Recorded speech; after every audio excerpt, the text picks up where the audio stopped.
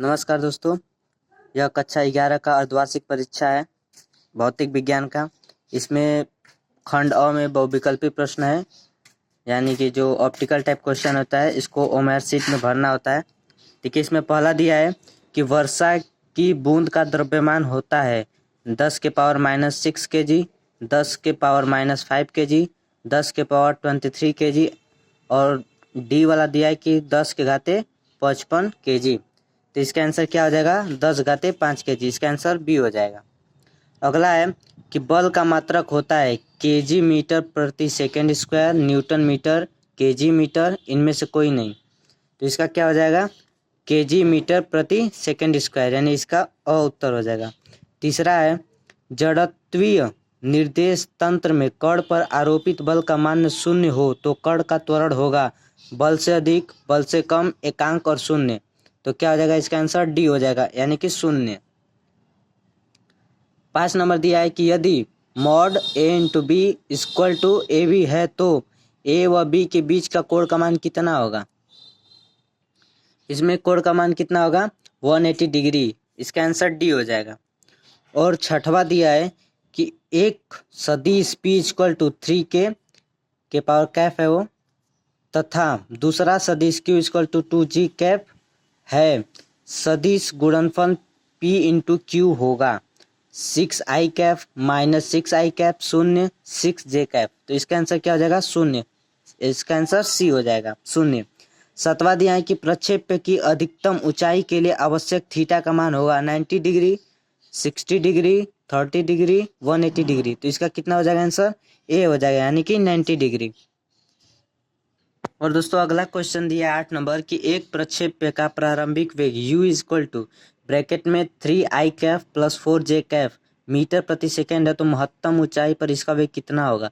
3 metre प्रति second से, 4 metre प्रति सेकेंड से, 5 मीटर प्रति सेकेंड से या शून्य। तो इसका आंसर क्या हो जाएगा?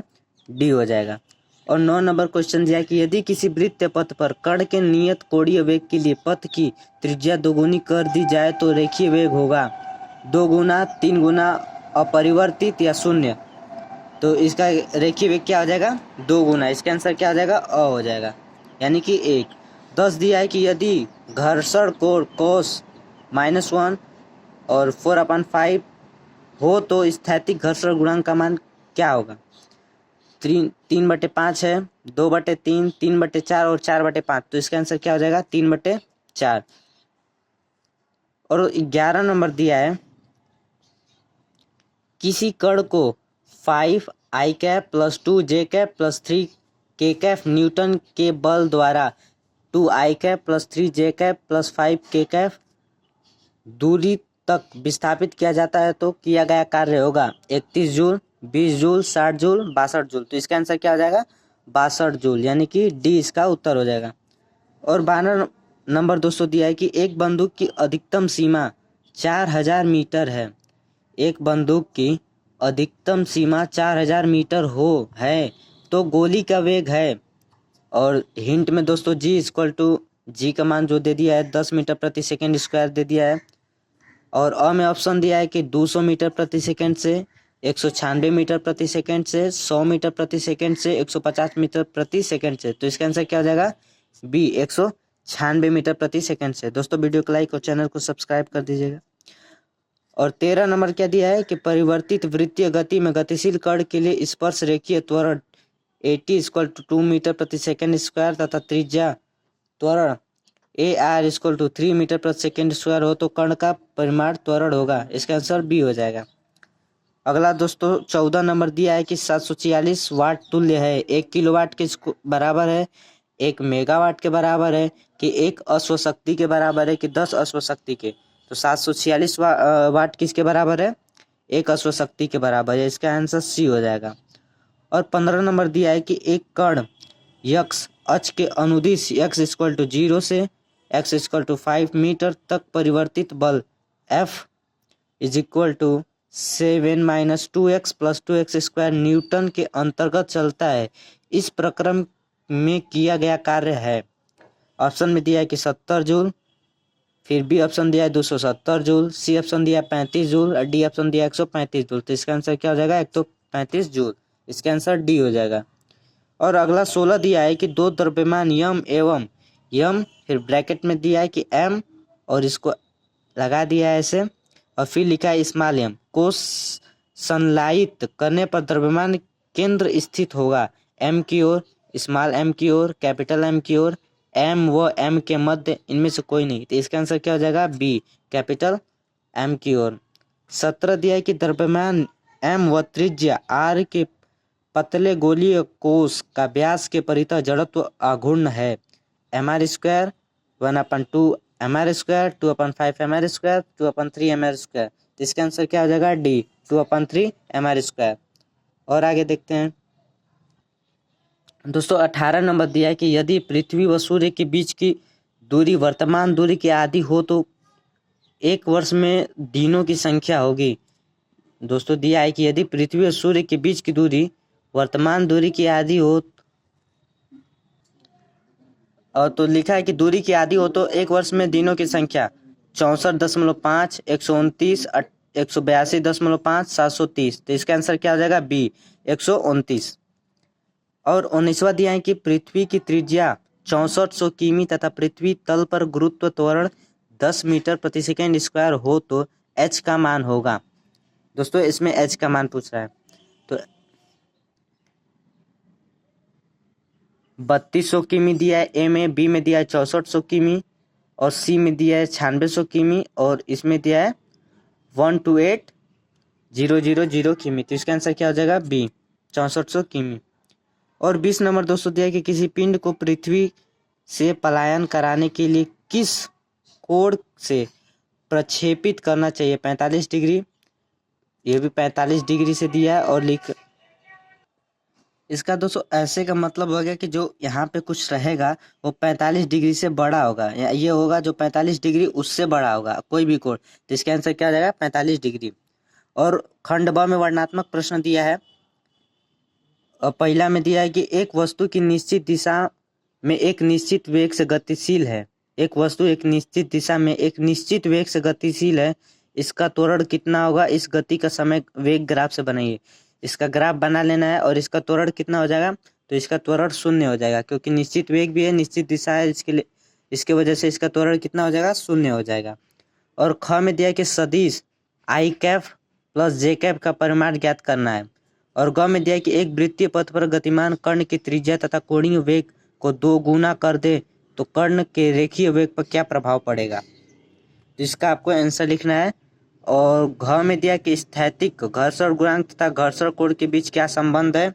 और दोस्तों अथवा में करके दिया है कि क्रिकेट की स्पिन करती गेंद पिच पर टप्पा खाने के बाद तेज हो जाती है, क्यों? अथवा में करके दिया। या तो आपको स्थैतिक घर्षण गुणांक तथा घर्षण कोण के बीच में क्या संबंध है इसको लिखना है, या आपको ये आ रहा है तो ये लिखिए, नहीं आ रहा तो इसको लिखना है। और फिर इसमें दिया है अगला क्वेश्चन कि एक सामान्य वृत्तीय गति बनाए रखने के लिए कितनी शक्ति की आवश्यकता होती है? कितनी शक्ति की आवश्यकता होती है, इसको कर लेना है।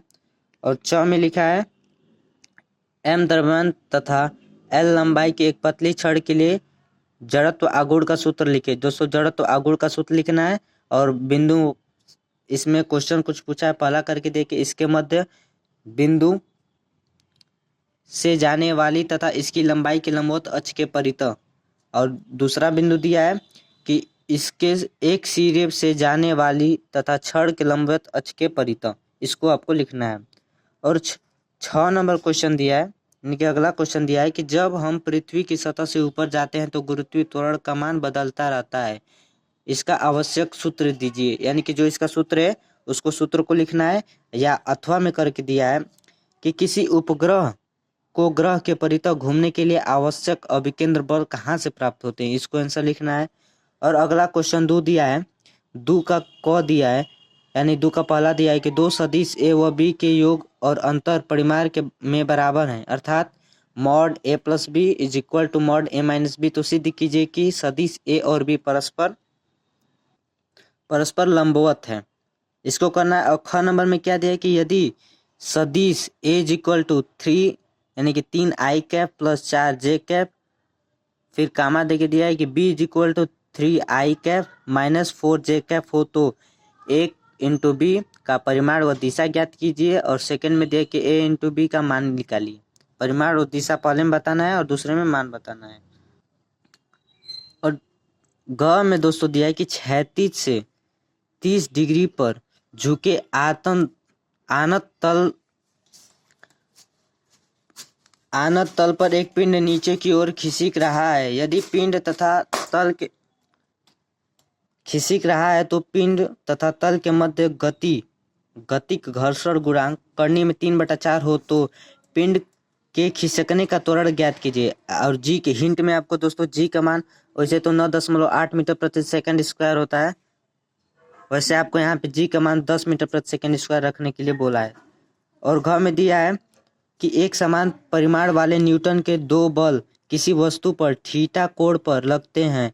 यदि इन दोनों बलों का परिणामी बल भी 3 न्यूटन हो तो थीटा कोण का मान क्या होगा, इसको आपको लगाना है। और अंग में दिया है कि एक समान वृत्तीय गति में कण द्वारा वृत्तीय पथ पर आंतरिक वृत्तीय चाप डेल्टा एस शून्य तथा वृत्तीय पथ पर त्रिज्या दोगुनी हो तो कण का कोणीय विस्थापन डेल्टा थीटा का मान कितना होगा यह ज्ञात कीजिए। और 4 में दिया कि कारण बताइए बर्फ पर चलना क्यों कठिन होता है। बर्फ पर घर्षण की वजह से कठिन होता है, आपको इसको पूरा डिटेल में लिखना है। और दूसरा में दिया है कि सामान्यतः पहाड़ी सड़कें सीधी ऊपर की ओर जाने की तुलना में घुमावदार होती हैं क्यों। और तीसरा है दोस्तों क्वेश्चन कि किसी माध्यम में ध्वनि की चाल भी माध्यम की प्रत्यास्थता ई तथा घनत्व डी पर निर्भर करती है तो बीमी विधि से ध्वनि की चाल का सूत्र ज्ञात कीजिए। और दोस्तों अथवा में करके दिया है कि पारे का घनत्व 13.6 ग्राम प्रति सेकंड क्यूब है।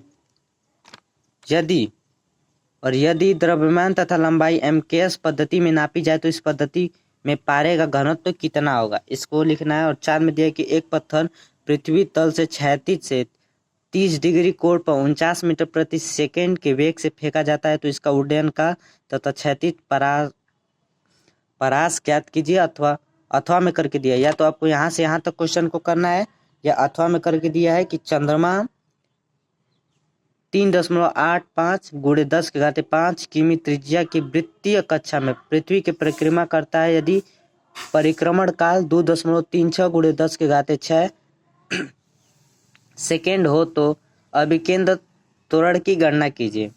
और 5वां में दिया दोस्तों कि न्यूटन की गति के द्वितीय नियम लिखिए तथा सिद्ध कीजिए कि बल का आवेग संवेग में परिवर्तन बराबर होता है। या तो आपको क्वेश्चन इतना करना है, या अथवा में करके लिखा है कि किसी पिंड की घूर्णन गतिज ऊर्जा के लिए व्यंजक स्थापित कीजिए, क्या यह घूर्णन अक्ष पर निर्भर करती है, इसको आपको सिद्ध करना है।